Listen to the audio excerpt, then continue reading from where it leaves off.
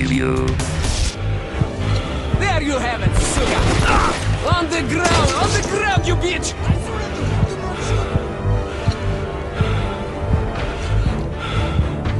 Hold on, Artyom, hold on, just a little more! After them now! Catch them! Bastards, блин, they're opening the gate! Drop them! I see them! In Metro Last Light, you can't escape the past. Its remnants are everywhere. You hear the screams of lost souls in the hallways and see the shadows of unseen spirits on the walls. This first-person shooter is an uncommonly well-crafted adventure that understands the fear and uncertainty that arise from silence and stillness.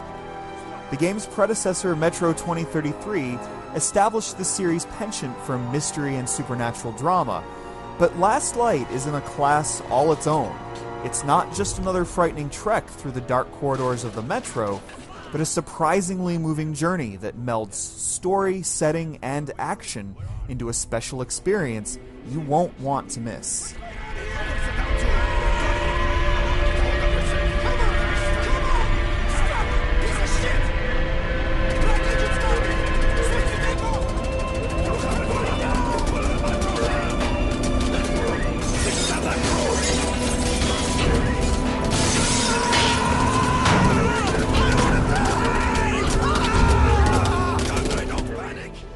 Depending on how you played, Metro 2033 might have allowed you to make an important choice at the game's conclusion. Last Light assumes you chose the most destructive possibility, and so the botanical garden that served as the home of the creatures known as the Dark Ones was scorched by missiles. You are Artyom, the man that burned the Dark Ones from the face of the earth. And now you're a ranger, but you still possess a link to the creatures once thought completely annihilated. As it happens, a Dark One has been spotted, and while the Rangers believe it must be destroyed, your buddy sees in its existence hope for the future. As you set off after this lone survivor, you're drawn into conflict between the underground factions, and you become not just a hunter, but also the hunted. It's no surprise that a horror-themed shooter would punctuate your adventure with various moments of dread, shock, and occult circumstances that make the past come alive before your very eyes. More surprising is how poignant Last Light becomes as you confront the consequences of your orders. The final hours raise the emotional stakes and test your allegiances. Various events aren't just related to you in dialogue and cutscenes, but are illuminated by surreal gameplay sequences that remain in your psyche. There are plenty of mirthful asides amid the melancholy ones, however. Characters often react to each other in authentic ways, with jokes and insults rather than long-winded soliloquies. I heard that Lesnitsky did something. What happened? Nobody knows. Lesnitsky was at the lab. When the next ship came, the door was open and the lab ransacked. Lesnitsky was gone. Shit! So, what's inside? Chemical weapons, maybe some other shit. That's all I heard. The inhabitants of the underground are colorful and individual. They move about with purpose, speaking at length to each other about war and family. You can attend an impressively long, detailed variety show with them. This is life in the Metro, and it's an amazing example of narrative craftsmanship. Such craftsmanship is also on display as you roam under and above ground. This is not a power shooter. You are not out to murder hundreds of nameless grunts without breaking a sweat.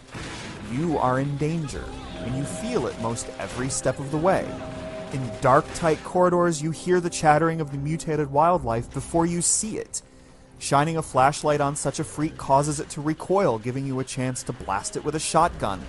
When you have several of these creatures on you, the combat becomes dance-like, with you using your flashlight to keep your distance. On the surface, you might be going toe-to-toe with lurching amphibians, only for a winged creature to grip you with its talons, carry you into the air, and drop you into the murky water beneath. All the while, you must collect filters for your gas mask, which you need to keep you alive outside of the Metro. There's nothing more terrifying than a cautious investigation turning sour when you hear your desperate wheezing and sprint towards your destination, hoping against hope that you might cling to life. You face equally dangerous humans, though you aren't required to blast them with bullets if you prefer to stay in the shadows. You can use darkness to your advantage, twisting light bulbs and flipping circuit breakers to keep yourself hidden. Your enemies go about their actions in realistic ways. There are patterns, of course, but they aren't always so regimented as to seem unnatural. As a result, the stealth is fun and it's tense, and while you can shoot your way out of a bind, firefights can be really tough, depending on where and how you're caught sneaking around. Not that your enemies are the sharpest knives in the drawer. They can get caught against walls and clip through the same doorway en masse. But immersion-breaking moments like that aren't common, nor are the invisible walls that can take you off guard. More common are the performance troubles you could run into, particularly if you own an ATI video card. Metro Last Light isn't beautifully optimized. However, it creates stupendous beauty out of horrendous destruction and claustrophobic tunnels. Last Light's real beauty, however, is how it disrupts its own pace, going from terror to relief in a heartbeat, and putting you in one atmospheric location after another. It forces you to consider whether to use all your ammo on the freaks of nature that terrorize you now, or conserve it for an even more terrifying encounter to come later. And the game isn't afraid to breathe and allow you to take in the world around you, particularly during the first few hours. Metro Last Light is not an endless barrage of bullets and beasts. You get time to explore the nooks and the crannies.